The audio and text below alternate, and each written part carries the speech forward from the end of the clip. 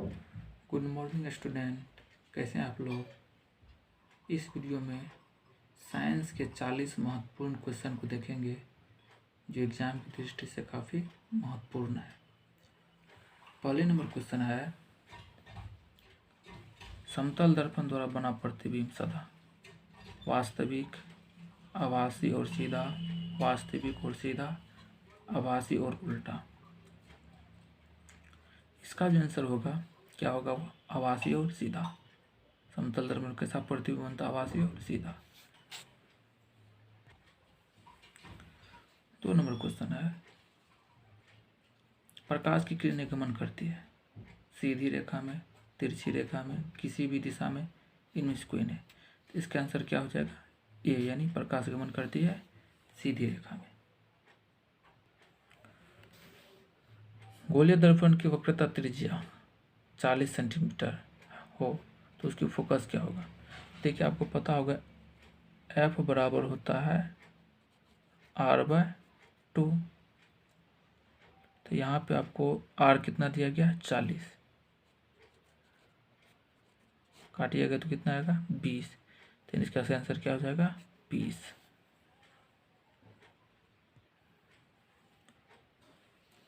मानव नेत्र में किस प्रकार का लेंस पाया जाता है, उत्तल, अवतल, वलयाकार, इनमें से कोई। तो मानव नेत्र में उत्तल लेंस पाया जाता है। कौन सा लेंस पाया जाता है, उत्तल लेंस। दूरदृष्टि वाली आंखें साफ साफ देख सकती है दूर की वस्तुओं को, निकट की वस्तुओं को, बड़ी वस्तुओं को, इनमें से कोई नहीं। तो दूरदृष्टि वाली आंख जो होता है दूर की वस्तु को साफ साफ देख लेती है। अगला क्वेश्चन है, किस वर्ण का तरंगदैर्घ्य सबसे अधिक है, लाल का, नीला का, पीला का, बैंगनी का। तो देखिए, लाल रंग के प्रकाश का तरंगदैर्घ्य सबसे क्या होता है, अधिक होता है, और बैंगनी रंग के प्रकाश का तरंगदैर्घ्य सबसे कम होता है। अगला क्वेश्चन है, विद्युत धारा का SI मात्रक वोल्ट, कूलाम, वाट, एम्पियर। विद्युत धारा का SI मात्रक क्या होता है, एम्पियर होता है। क्या होता है विद्युत धारा का SI मात्रक, एम्पियर होता है। अगला क्वेश्चन है, विद्युत धारा उत्पन्न करने की युक्ति को कहते हैं जनित्र, गैल्वेनोमीटर, एमीटर, मीटर। तो विद्युत धारा उत्पन्न करने वाली युक्ति को कहते हैं जनित्र। अगला नंबर है, विभवांतर मापने वाले यंत्र को कहा जाता है आमीटर, वोल्टमीटर, गैल्वेनोमीटर, इनमें से कोई नहीं। तो विभवांतर मापने वाले यंत्र को कहा जाता है वोल्टमीटर। इसका आंसर होगा बी। 10 नंबर क्वेश्चन है, चुंबकीय क्षेत्र की तीव्रता का मात्रक ऑर्स्टेड, टेस्ला, ए और बी दोनों। तो देखिए, चुंबकीय क्षेत्र का ऐसा मात्रक क्या होता है, टेस्ला होता है। आप याद रखिए, टेस्ला जो होता है वो होता है न्यूटन प्रति एम्पियर मीटर के बराबर। याद रखिए, अगर टेस्ला ने दिया रहेगा तो आपको क्या दे रहेगा, न्यूटन प्रति एम्पियर मीटर। इसके जगह ये भी हो सकता है कि एक टेस्ला का वैल्यू जो होता है 1 न्यूटन प्रति एम्पियर होता है। 11 है, किसी विद्युत धारावाहिक सीधी लंबी परिनलिका के भीतर चुंबकीय क्षेत्र शून्य होता है। इसके सिरे की ओर जाने पर घटता है, इसके सिरे की ओर जाने पर बढ़ता है, सभी बिंदुओं पर समान होता है। तो देखिए, इसका आंसर क्या हो जाएगा, डी, सभी बिंदुओं पर क्या होता है, समान होता है।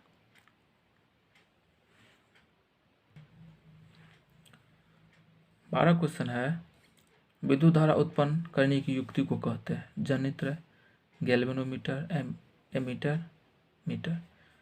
क्या कहते हैं, जनित्र कहते हैं। चलिए,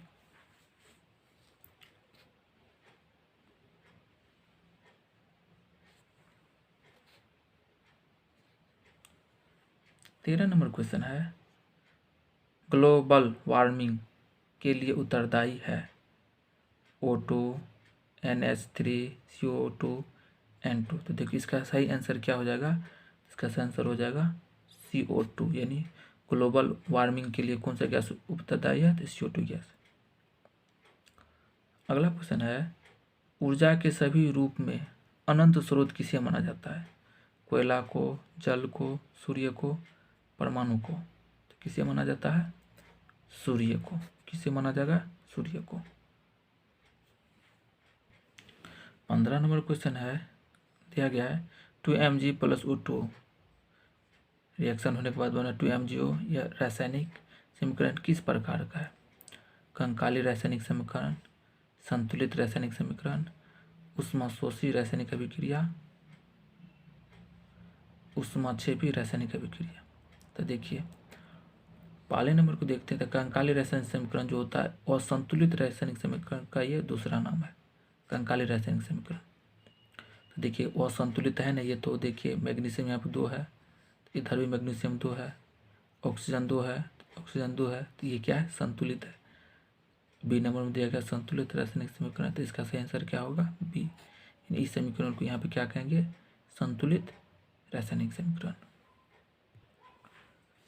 16 नंबर क्वेश्चन है, जब किसी अभिक्रिया के समय किसी पदार्थ में ऑक्सीजन की वृद्धि होती है तो निम्नलिखित में से क्या कहा जाता है? उपचयन, अपचयन, संक्षारण, इनमें से कोई नहीं। तो देखिए जब किसी रासायनिक अभिक्रिया में किसी पदार्थ में ऑक्सीजन की वृद्धि होती है तो उससे उपचयन कहा जाता है। क्या कहा जाता है? उसे उपचयन। तो इसका आंसर क्या हो जाएगा? ए।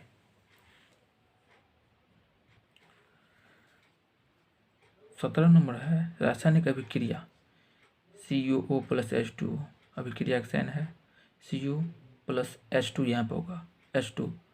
चलिए H2 यहाँ पे दे दिया, में H2 का क्या हो रहा था? चलिए H2 यहाँ पर हम लिख देते हैं।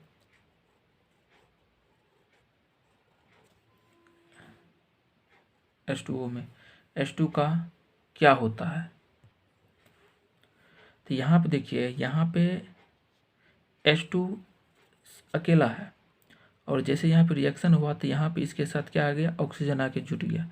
तो आपको पता होना चाहिए जब किसी पदार्थ में ऑक्सीजन आके जुटता है तो उसका उपचयन या ऑक्सीकरण होता है। उसका क्या होता है? या तो उपचयन कहेंगे या तो ऑक्सीकरण कहेंगे। तो यहाँ पे H2 का क्या हो गया? ऑक्सीकरण हो जाएगा। क्या होगा यहाँ पे? ऑक्सीकरण हो जाएगा। अगला क्वेश्चन है, वे सभी पदार्थ भस्म कहे जाते हैं जो जल में घुलकर किस प्रकार के आयन देते हैं? Hydroxyl ion OH-, hydrogen ion H+, hydronium ion H3O+, इनमें से कोई नहीं। तो देखिए इसका सही आंसर क्या हो जाएगा? ए, यानी हाइड्रोक्सिल आयन। यह क्वेश्चन है, खाद्य पदार्थ के डिब्बों पर जिंक के बजाय टीन का लेप होता है क्यों? ऑप्शन आपके सामने है। टीन की अपेक्षा जिंक महंगा होता है, टीन की अपेक्षा जिंक का गलनांक अधिक है, टीन की अपेक्षा जिंक अधिक अभिक्रियाशील है, टीन की अपेक्षा जिंक कम क्रियाशील है। देखिए इसका सही आंसर जो हो जाएगा वो हो जाएगा सी। क्या हो जाएगा? सी। टीन की अपेक्षा जिंक अधिक अभिक्रियाशील है। क्या है? सी। तो इसलिए इसका आंसर क्या हो जाएगा? सी। 20 नंबर क्वेश्चन है, हमारा शरीर किस pH परास के बीच कार्य करता है? आपके सामने 4 ऑप्शन है। 0.0 से 0.8, 4.0 से 4.8, 5.0 से 5.8, 6.0 से 6.8, 7.0 से 7.8। तो देखिए इसका सही आंसर क्या हो जाएगा? डी। हमारे शरीर का pH जो होता है 7.0 से 7.8 के बीच कार्य करता है। आपको पता होना चाहिए क्योंकि हमारे रक्त का pH मान क्या होता है? 7.4 होता है। हमारे ब्लड का pH मान क्या होता है? 7.4 होता है। इसीलिए इसका सही आंसर क्या होगा? 7.0 से 7.8। ये क्वेश्चन अच्छा है, एग्जाम में कई बार ये क्वेश्चन पूछ चुका है। चलिए 21 नंबर क्वेश्चन देखते हैं, कौन सा अधातु कमरे के ताप पर तरल अवस्था में पाया जाता है? मरकरी यानी पारा, ब्रोमीन, सल्फर, आयोडीन। तो अधातु का तो अधातु में क्या होगा? ब्रोमीन, यानी ब्रोमीन एक ऐसा धातु है जो कमरे के ताप पर द्रव अवस्था में पाया जाता है। पैस है, इनमें से कौन सी धातु द्रव अवस्था में पाई जाती है? सिलिकॉन, चांदी, लोहा, मरकरी। तो उसका आंसर क्या हो जाएगा? धातु अगर कहेगा तो क्या होगा? मरकरी, यानी मरकरी धातु ऐसा है जो कम रिक्तता पर द्रव अवस्था में पाए जाते हैं। 23 है, लोहे को संक्षारित होने से बचाने के लिए उसकी सतह पर किसका लेप चढ़ाना लाभकारी है? क्रोमियम लेपन द्वारा, एनुडीकरण द्वारा, पेंट द्वारा या यशद लेपन द्वारा?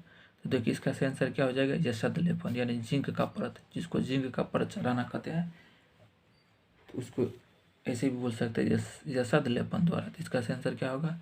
यशद लेपन।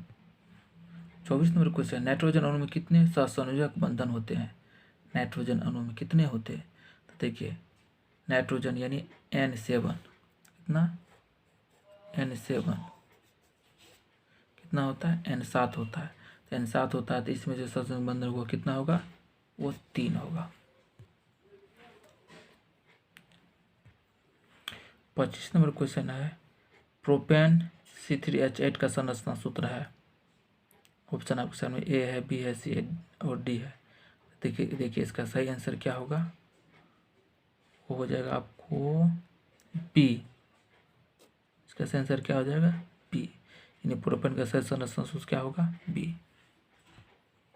26 है, कार्बन और हाइड्रोजन से बने यौगिक को क्या कहते हैं?